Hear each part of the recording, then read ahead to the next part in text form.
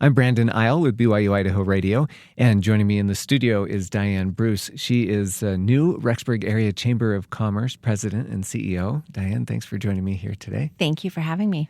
First of all, just kind of tell us about yourself, where you've come from, where you've been, and what brought you back to Rexburg. Yeah, definitely.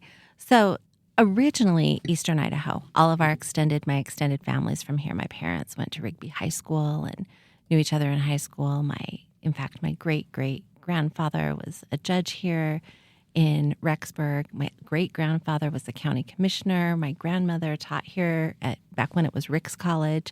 So generationally, this is where I'm from. But when I turned 12, at the point in my dad's career, it took us moving all over the United States. In fact, I went to a different high school every single year of high school. Oh, wow, that's rough. Yeah. So at the time, I thought my life was over. But in hindsight, it really shaped who I am and the way I do things and the way I approach things, my ability to adapt, make friends quickly, connect quickly. So I didn't realize how fundamental that experience was going to be. So after that, came here to Rick's College, and I probably wasn't the best academic student. I know I wasn't, but I had a really, really good time and made lots of friends. And after that, went on a mission for the Church of Jesus Christ of Latter-day Saints. I went to Hartford, Connecticut. And then when I got home, it's like, okay, are you going to finish school? What are you going to do? And I'm the oldest there's 5 girls. And I was a cheerleader. I grew up doing everybody's hair, braiding their hair, curling their hair, talking them into letting me do their hair. So my mom had suggested cosmetology school, and I never even considered that as a viable career option. But I did it and loved it and thrived, and not just loved the technical skill part of it, but I loved the book learning part of it, all of the education that came with that about our skin and our hair and our nails. And I was surprised by that. So that proved to be a very good career path for me. Not only did I worked in the salon, but I've been a director of a beauty school. I've done community outreach for another beauty school. There's a lot of aspects to that industry people don't even realize. My last position, I worked for a beauty school out of San Diego, Bellis Beauty Academy, and I was over all of their salon and spa business training. So they had 4 campuses, and seeing that, when students go to beauty school, they go to the classroom, they learn the skills, they test out, they go on the floor, they start working on clients, building a clientele. But the number one reason people in the beauty industry don't succeed is lack of business knowledge and lack of business skills. So that's where I came in. So when they were on the floor, then I worked with their educators and them to set goals, know how to build a clientele, how to keep that clientele, how to manage your time, social media, networking, marketing, all of that. So that's just a little bit of my career path. Yeah, so much goes into what you're just talking about. I mean, we have some beauty schools here, and I know they turn out a lot of students, and it's hard to build up that clientele, so you have to know all these other things. If you want to be successful in it, it's not just knowing how to cut hair, color hair, the aesthetic skills. It's the business skills. So you did that for a number of years. Yeah. And what you said, California, where else were you? Yeah, so we actually didn't live in California. We raised our family primarily in Manhattan, Kansas. I say Manhattan and people are like, New York? Ooh, nope, fancy. I know. Nope, the heart of Kansas, the heart of America, rural America, K-State, college town. Great place to raise a family.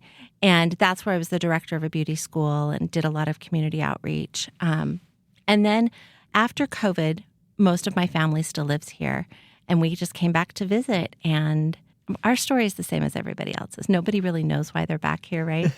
But driving back home to Kansas, we started talking about it, and we knew that we were supposed to end up here. So I went and turned the notice into my boss and said, we're going to move to Idaho. And he was so upset. Anyway, he came running back in. Wait, you can work remotely. I know what you can do for us remotely.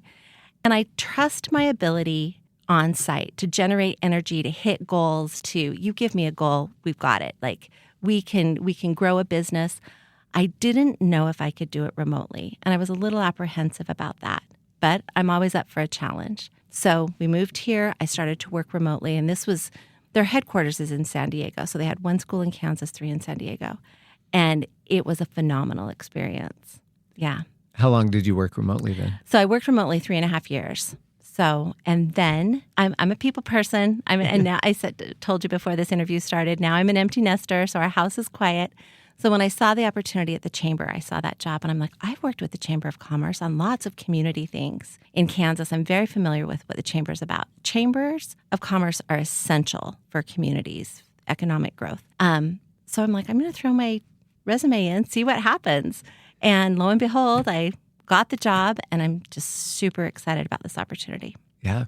Tell me about just that process of applying and having not worked for a Chamber of Commerce before. What, that's a big deal to kind of switch like that. Yeah, it was a panel interview and they had, diverse group. It was their executive board that interviewed me.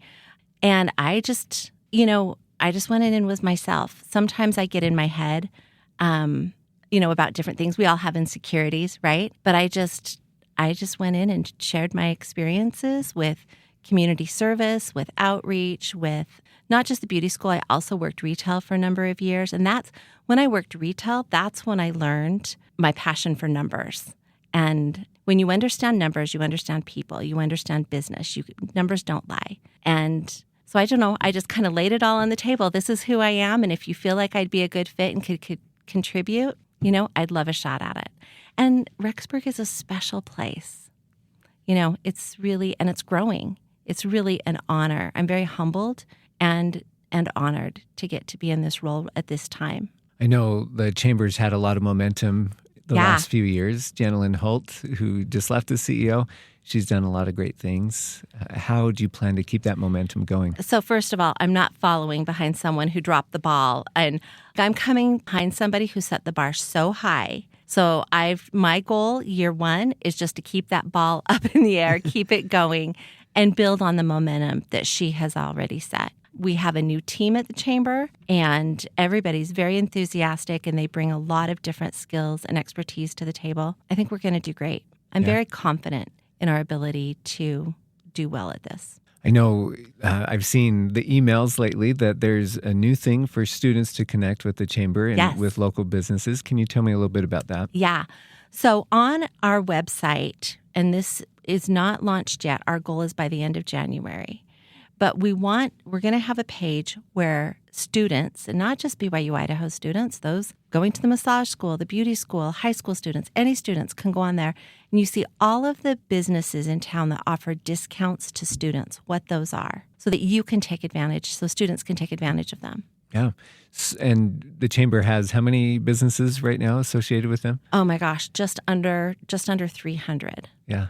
That's a lot of potential discounts. Yeah, exactly. And the students are out in the businesses. They're eating food. They're shopping at the stores and all the places. I think I've never seen a generation so passionate and committed to supporting local businesses as this generation. They get it.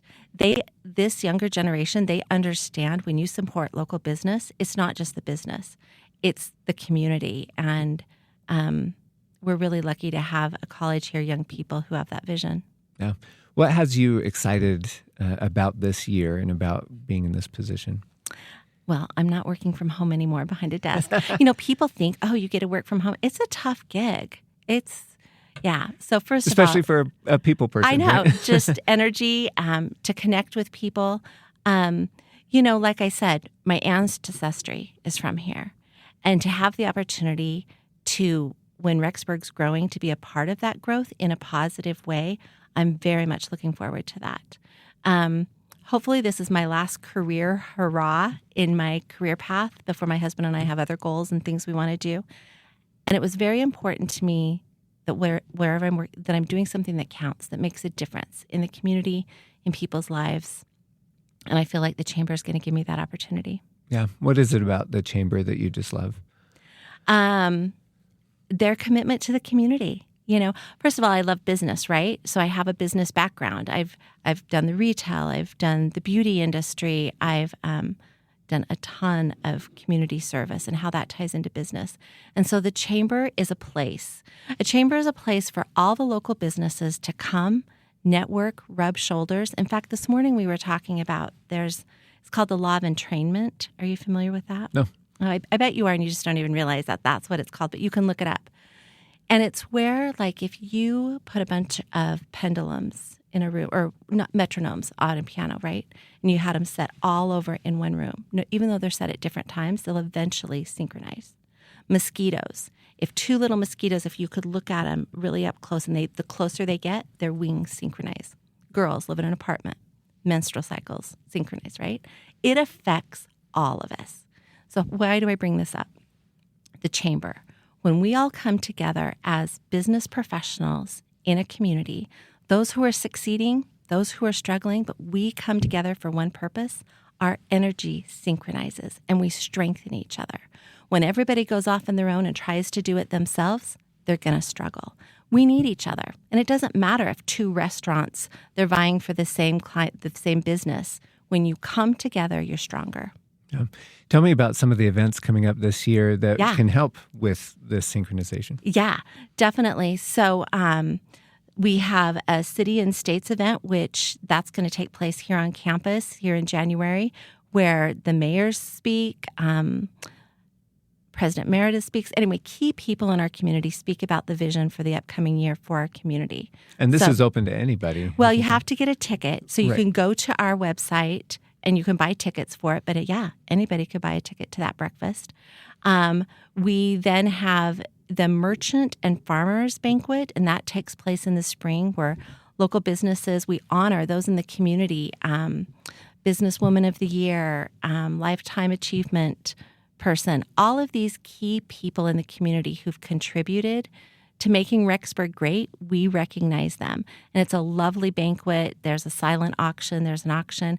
Of course, the 4th of July parade, which a lot of people don't know the Chamber's the one who puts that on. So it's not just a place for businesses to drive their car with their logo, but to create, this country was founded on freedom. And I know that we all feel very passionate about that. And to be able to celebrate that together. So we have that. We do the Easter egg hunt at Porter Park in the spring. Those are the ones that come off the top of my head. Experience Rexburg in the fall. Yeah, always big. Experience Rexburg. I'm so excited for that because that's targeted to our college students. We want them to see everything that Rexburg has to offer for them and then some, and get deals and discounts. And we are so grateful that they have chosen to come to Rexburg to college. Yeah. You started working in this position in December, is that right? Or kind of Monday's my first day. I shadowed Jana Lynn for several weeks. Well, just for a couple weeks and went around and met people. And then I've been in the office like yesterday and today. But Monday's my technical first day. And New Year's kind of ruins everything, right? Yeah. So what are you learning so far in this position that you may not have realized before? I don't even know that I've been in it long enough to say. I don't know. Can you interview me in 6 months and ask me that? Because I'm still at that point. I don't know what I don't know, right? Everybody I've met has just had such a great attitude, and we all want the same goal. We all want Rexburg. We want new businesses to come in. We want the businesses here to thrive and succeed. We want to serve the students. So I don't know that I answered your question. That's totally fine. We will interview you more. Don't worry. Yes. As you think about the growth of Rexburg and what businesses you'd like to be here, do you get to help shape that at all? No. And a lot of people think we do. No, that's done at the city government level and kind of who they try to invite to come in. And of course, we all have a list of what we want here, right? But the chamber doesn't really foster that. Yeah. When they do come in, that's when you kind of get then involved. We're the welcome committee. We're like, welcome here. This is the group we want you to be a part of, and how you can contribute and what we can contribute to you. And what are the big key points that you tell new businesses how you can help them? Yeah. Okay. So joining the chamber, you have to pay annual dues. They're not expensive. But a lot of times businesses will join and then they'll say, oh, the chamber didn't do anything for me. That didn't do anything. You have to look at it just like if you've signed up for a college class, right? You've paid your tuition for the class. But if you never go to class, if you never do any of the assignments, if you don't build relationships with the other students in the class, if you don't get to know the teacher, why did you pay the money? You're not going to get anything out of it.